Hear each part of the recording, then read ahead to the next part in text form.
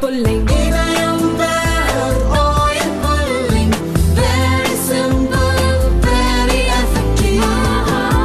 தமிழக முன்னாள் முதல்வர் ஜெயலலிதா வருமானத்திற்கு அதிகமாக சொத்து சேர்த்த வழக்கில் அவரிடமிருந்து பறிமுதல் செய்யப்பட்ட தங்கம், வெள்ளி, வைர நகைகள், நிலப்பத்திரங்களை தமிழக லஞ்ச ஒழிப்புத்துறையிடம் கர்நாடக அரசு ஒப்படைத்தது.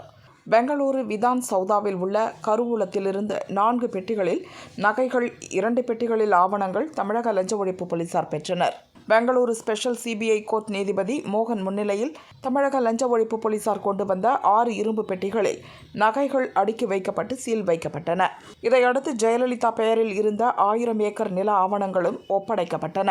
அந்த ஆவணங்களை சூட்கேஸ்களில் வைத்தனர். வழக்கில் பறிமுதல் செய்யப்பட்ட அனைத்தையும் உங்களிடம் ஒப்படைத்து விட்டோம் என்று கூறி தமிழக அதிகாரிகளிடம் கர்நாடக அதிகாரிகள் எழுதி வாங்கி கொண்டனர்.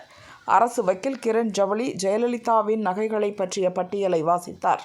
தங்க நகைகள், சில பதிக்கப்பட்ட வைரக்கற்கள், மரகதம், மாணிக்கம், 3 சில்வர் பொருட்கள் என 27 கிலோ எடையுள்ளவற்றை பெற்றுக்கொண்டனர். தமிழக அரசின் உரிமம் பெற்ற நகை மதிப்பீட்டாளர் பிரபாகரன் இந்த பணியில் ஈடுபட்டார். நகைகளின் மதிப்பு 60 கோடி ரூபாய்.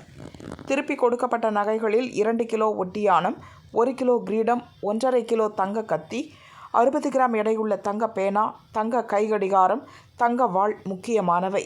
கருவூலத்தில் வைக்கப்பட்டிருந்த நில ஆவணங்கள், பெட்டிகளில் இருந்த 2,20,384 ரூபாய் மதிப்புள்ள பழைய ரூபாய் நோட்டுகளை திரும்ப ஒப்படைத்துள்ளோம். ஜெயலலிதாவின் வங்கிக் கணக்கில் வருங்கால வைப்பு நிதியில் இருந்து பறிமுதல் செய்யப்பட்ட 10,18,78,591 ரூபாய் ஏற்கனவே திருப்பி அனுப்பப்பட்டுள்ளது. அந்த தொகை தமிழக வங்கிகளில் கணக்கில் உள்ளது. அதை தமிழக அரசுக்கு திருப்பி வைக்க வேண்டும் என்று நீதிபதி குறிப்பிட்டுள்ளார். சொத்து குவிப்பு தொடர்பான விசாரணையின் போது பறிமுதல் செய்யப்பட்ட சொகுசு பஸ் தற்போது சென்னை சிறப்பு விசாரணை குழு கட்டுப்பாட்டில் உள்ளது. அந்த பஸ்ஸுக்கு யாரும் உரிமை கொண்டாடவில்லை. அந்த பஸ்ஸை ஏலத்தில் விட்டு அதில் கிடைக்கும் பணத்தை தமிழக அரசு தன் வங்கி கணக்கில் சேர்த்து கொள்ளலாம். தமிழகத்தில் சென்னை, தஞ்சாவூர், செங்கல்பட்டு, காஞ்சிபுரம், திருவள்ளூர், தூத்துக்குடி என 6 மாவட்டங்களில் ஜெயலலிதாவுக்கு சொந்தமான 1512.16 ஏக்கர் நில ஆவணங்களையும் ஒப்படைத்துள்ளோம். நாங்கள் திருப்பி ஒப்படைத்துள்ள நகைகள், சொத்து ஆவணங்களை தமிழக அரசு பொது ஏலம் விடலாம். நிலம் இல்லாதவர்களுக்கும் வழங்கலாம். அது அரசின் முடிவை பொறுத்தது. நகைகளை ரிசர்வ் வங்கியில் தற்போதைய மார்க்கெட் நிலவரத்திற்கு விற்றுக்கொள்ளலாம்.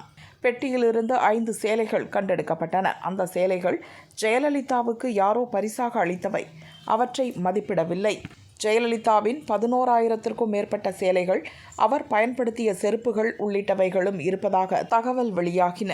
அதில் உண்மை இல்லை. எங்களிடம் இருந்தவை நகைகள், நில ஆவணங்கள் மட்டும்தான். அவற்றை ஒப்படைத்து விட்டோம்.